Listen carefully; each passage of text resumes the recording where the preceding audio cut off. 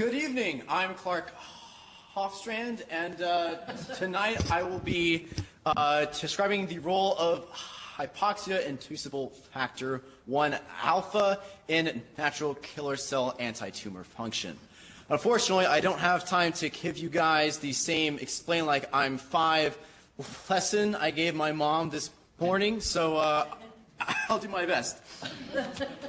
So natural killer cells, or NK cells, are cytotoxic innate immune cells that are identified by the presence of CD56 and CD16 receptors. They patrol the body, killing cells infected by bacteria and viruses, as well as early cancer cells. When these NK cells do not do their job, tumors form.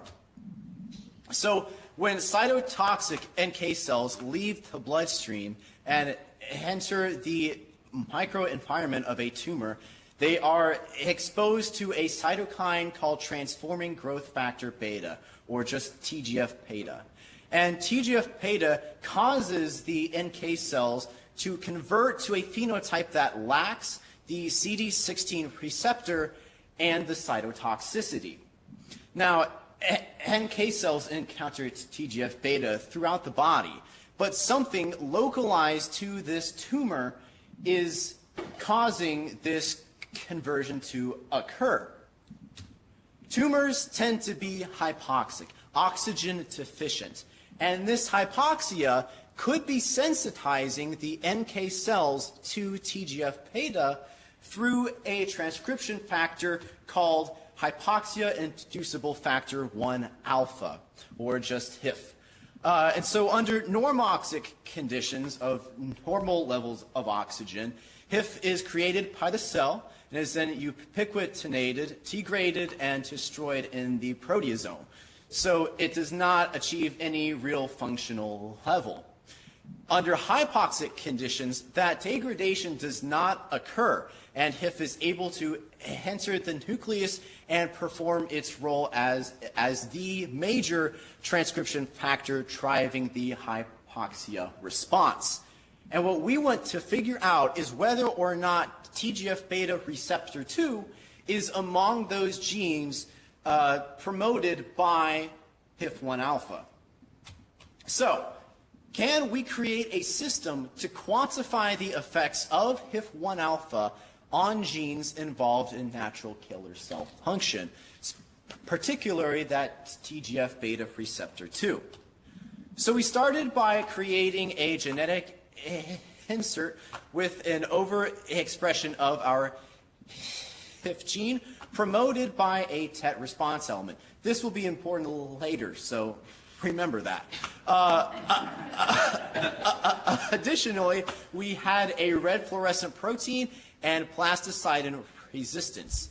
We transduced our human cells with this sequence, selected for plasticide resistance, and finished off with our successfully transduced cells.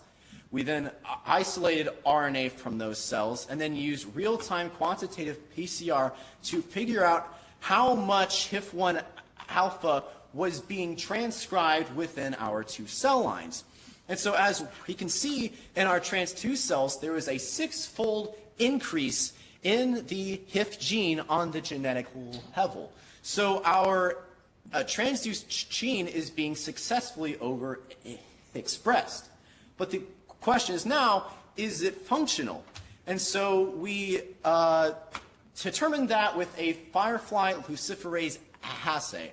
And so in doing that, we transduced our 2 cell lines with 2 different genetic inserts. The first one has firefly luciferase, the same protein that makes fireflies glow at night, and we enhanced transcription of that with these hypoxia-responsive elements, binding sites for HIF-1 alpha. The more HIF that is present within the cell, the more the firefly luciferase will be transcribed, and the more the cell will glow. And so we compared that luminosity with a ranilla luciferase that was being expressed at a constant level. And so we compared that luminosity as a ratio to determine the functionality of HIF within our cells. And between our two cell lines, there was no significant difference in the functionality of HIF, even though we are expressing it 6 times as much in our transduced cells. Well, that's because these cells are still being grown under normoxic conditions. So that degradation pathway that I showed you earlier is still happening.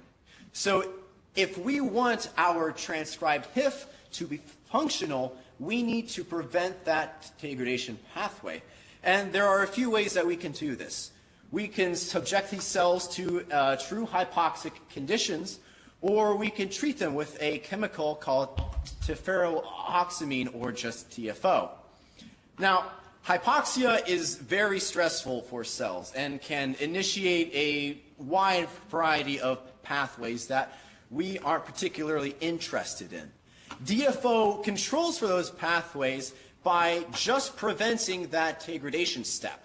And so by treating our cells with TFO in normoxic conditions, we can mimic hypoxic expression of our HIF-1 alpha genes under normoxic conditions.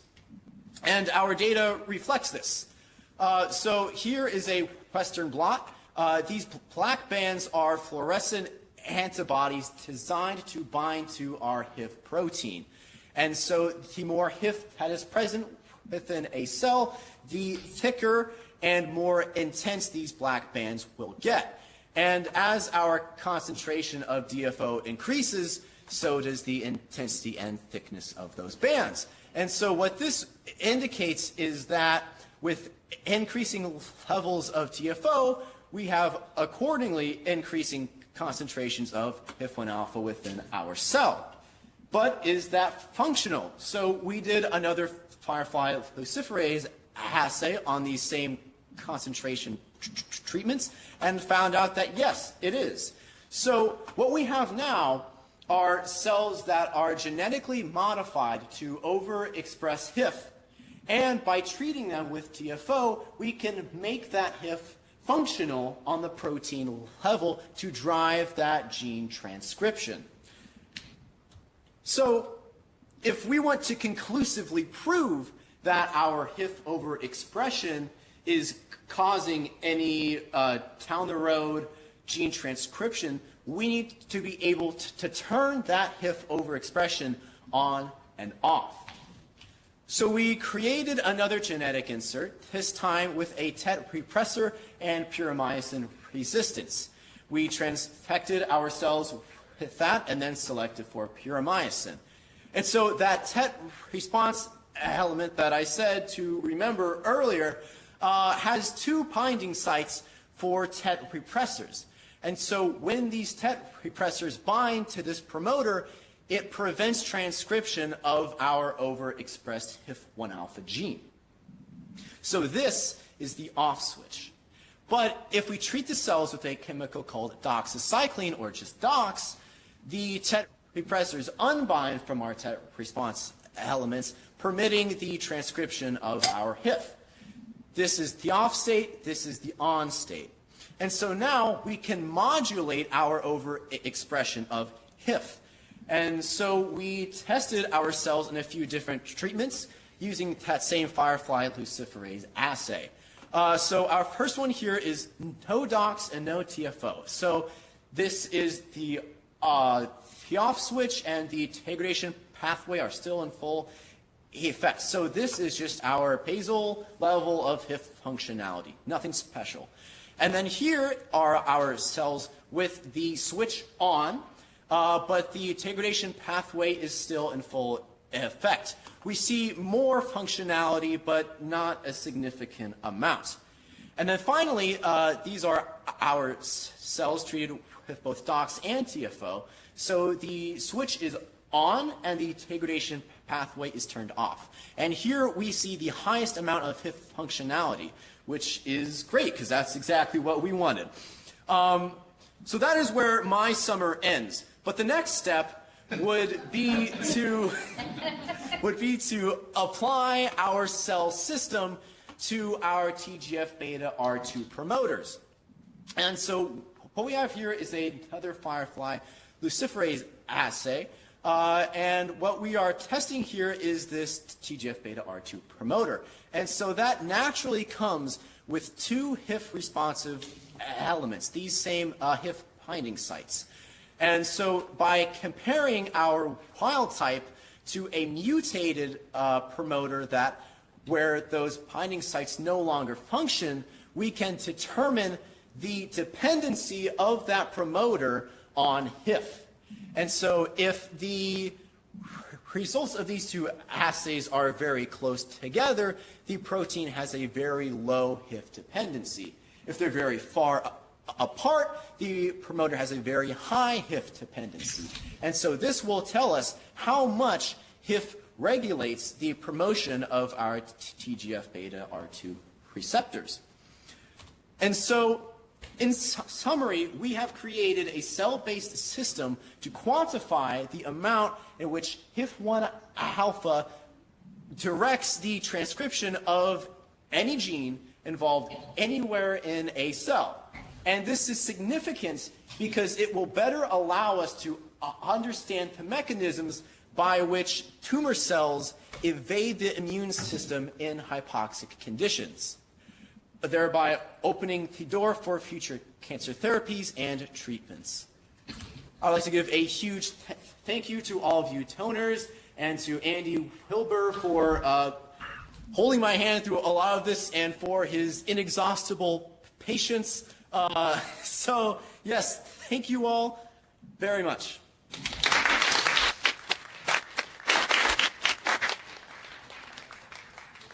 Hey, do we have questions?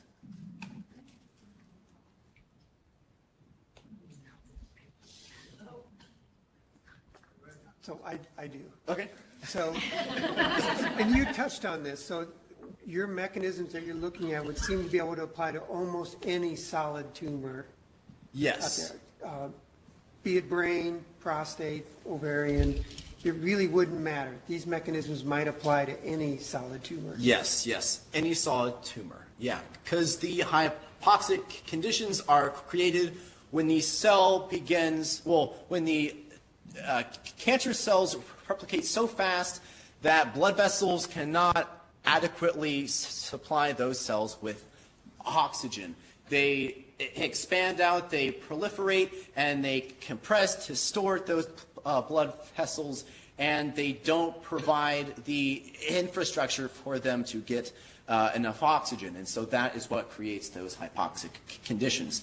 So any tumor that is growing at a rate too fast for its own good will most likely be hypoxic. And so then this research here will apply to that. And that is, I believe, over 60% of tumors are hypoxic, and over about 45% of them are,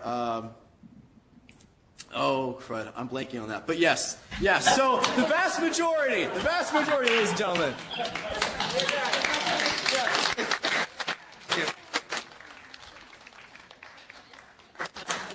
All right, thank you.